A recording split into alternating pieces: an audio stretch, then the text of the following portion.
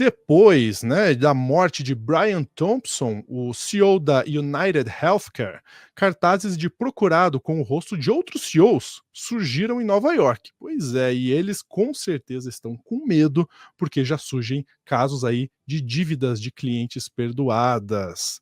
Essa história tá pegando fogo nos Estados Unidos e a gente vai trazer todos os detalhes para vocês agora no Plantão do Meteoro.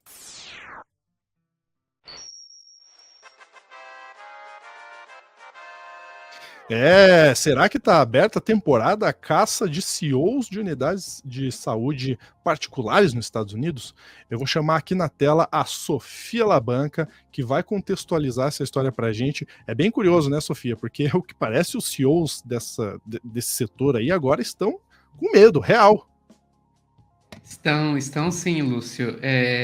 Tudo isso começou no último dia 4 de dezembro, na semana passada, com o assassinato do Brian Thompson, que era CEO da United Healthcare.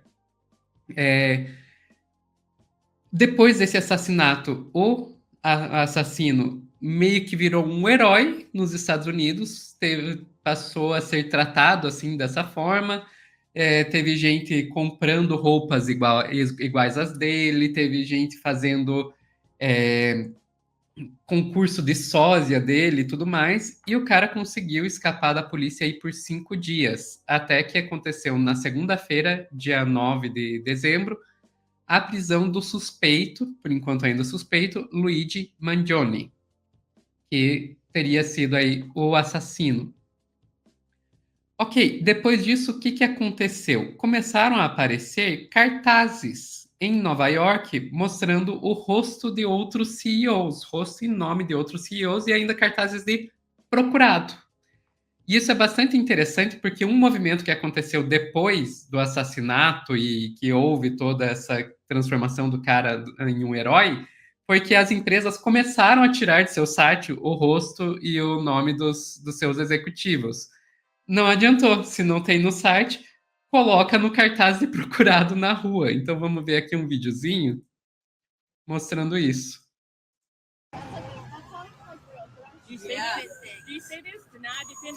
Ó, detalhe, esse aqui que tá com X em cima é do Brian Thompson que foi assassinado.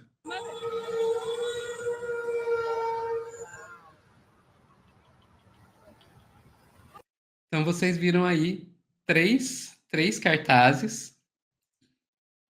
Um deles era do próprio Brian Thompson, né, que já foi assassinado, e daí estava com aquele X em cima. Os outros dois eram da Heather Cianfrocco, que é CEO da Optum Health, e o terceiro era do Andrew Witt, CEO da United Health. Os três cartazes ali, eles estavam colados numa estrutura na esquina da Canal Street com o Center Street em Nova York. Tinha ali um texto escrito, né, que eles eram procurados por negar tratamento médico por lucro corporativo, e nos cartazes também diziam que os CEOs de plano de saúde não deviam se sentir seguros. Também tinha nesses cartazes 3 palavrinhas, né, deny, defend e depose, que era aí vem aí dos termos utilizados pelos próprios planos de saúde para negar, né, a assistência pelas quais as pessoas estão pagando, né, deny, defend, e assim por diante. E a gente começa a ver que eles realmente estão com medo, Lúcio, realmente estão com medo, e a gente pode ver isso na própria mídia estadunidense, aqui em notícias como essa da NBC News, que vai dizer aí que, como um milagre, casal da da Carolina do Norte se vê livre de dívidas médicas e quase 100 mil dólares após 15 anos. Então eles começaram a perder a dívida. Olha só que interessante. Do nada, como um milagre, eles começaram a perdoar as dívidas, Lúcio. Por que será? Por que será que depois de ver um CEO ser assassinado e de ver o assassino ser transformado em um herói e as pessoas começarem a colocar cartazes de procurado com os rostos de outros CEOs do ramo, de repente eles ficaram bonzinhos? E é interessante que sabe quem mais que está tratando o Luigi Mangione, suspeito aí de ter cometido esse assassinato, como herói? Quem? Quem? Os colegas de cadeia dele. Olha Sério. só. Vamos lá. A gente está aqui no Twitter, vamos ver aqui um trecho de uma reportagem da News Nation. Tá tudo em inglês, mas vamos traduzindo. Então aí você vê um presidiário gritando: as condições do Luigi são uma merda. Liberem o Luigi, livrem o Luigi. This was just from a few hours ago, and here they are, 10 o'clock as promised. They said earlier today, tell Ashley Banfield that Luigi is watching at 10 o'clock. Daí, então, o repórter dizendo que isso foi algumas horas atrás e agora eles estão aí às 10 da noite e que tinham dito para ele, diga para Ashley, que é a âncora do jornal, que ele vai estar assistindo às 10. I mean, obviously, you know, that's just a hard roast at this point because they're not near Luigi in any way. E daí ele fala que a gente não tem como garantir que ele realmente está assistindo, que eles não estão próximos a Luigi. E daí a gente volta lá para o estúdio e vamos ver a âncora. Can I just ask the guys if they can hear me right now to answer yes or no very loud?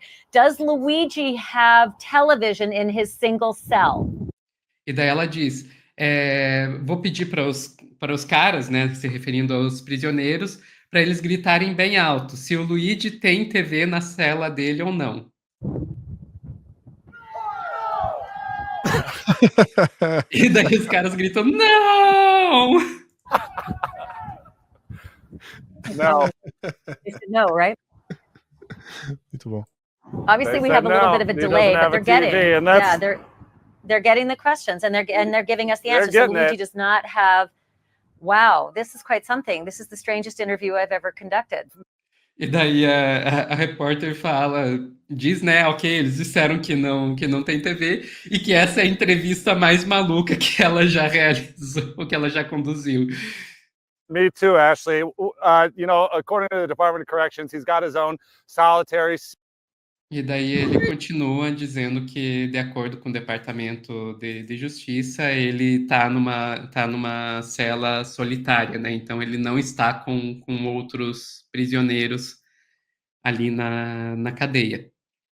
Mas, enfim, a gente vê aí que realmente ele conseguiu a simpatia de praticamente todo mundo, né? Do público em geral, do público internacional, dos colegas de prisão. Aparentemente ele só não conseguiu a simpatia dos CEOs. Por acaso, né? Por que será? Por que será?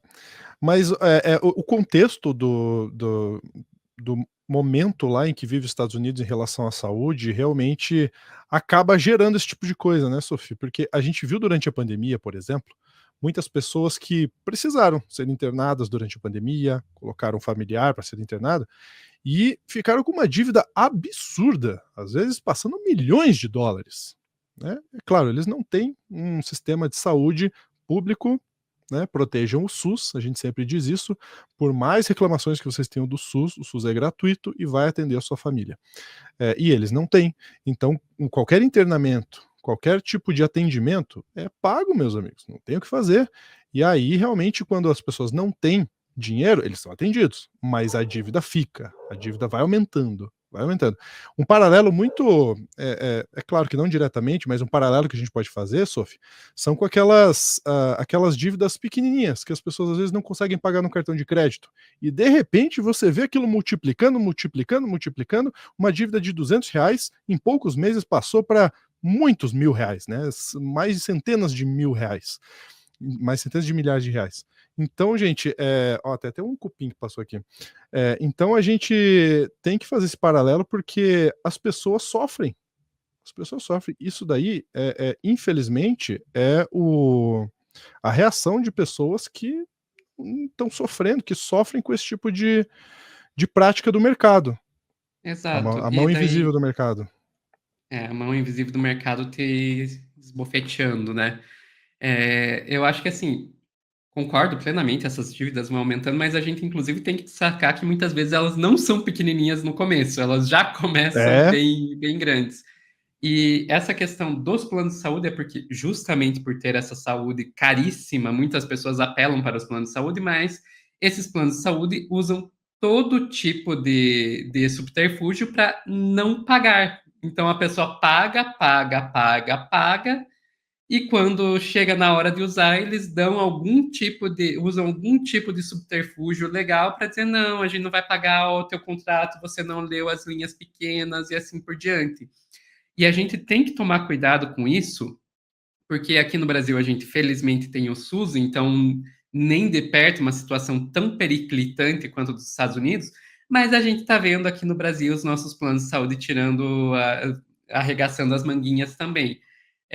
Eu sugiro para vocês procurarem aí as notícias sobre o que os planos de saúde estão fazendo, por exemplo, com pacientes autistas, que muitas vezes simplesmente desligam todos eles dos planos de saúde do nada. Do nada, a gente tá vendo isso se tornar uma coisa cada vez mais comum, inclusive, a gente já é um pouco antigo isso, eu não creio que não é nem desse ano, mas a gente teve uma entrevista com a deputada Andrea Werner, que é uma deputada que fica bastante em cima dessa questão dos planos de saúde, que é para a gente mostrar que, olha, aqui no Brasil, como eu disse, a gente tem o SUS, então não é nem de longe uma situação tão ruim quanto os Estados Unidos, mas a gente tem que ficar de olho nos nossos planos de saúde também. É claro que a gente não estou de maneira nenhuma dizendo para cometerem atos de violência. Exatamente. Mas existem outras formas de fazer CEO ficar com medo que não seja através de crimes. Pois é. A gente espera que não precise chegar a esse nível por aqui também, né? Exatamente. Por lá também, que esse crime, que enfim, é um crime, a gente não pode achar bonito isso, mas que isso transforme a visão das pessoas, transforme a visão realmente de quem comanda as políticas do país para realmente discutir sobre isso. Não é viável uma pessoa, por causa de um internamento, às vezes ter uma dívida para o resto da vida que não consegue pagar, né? Bom, ficamos por aqui, Sophie? Ficamos por aqui. Muito bem, então um grande abraço para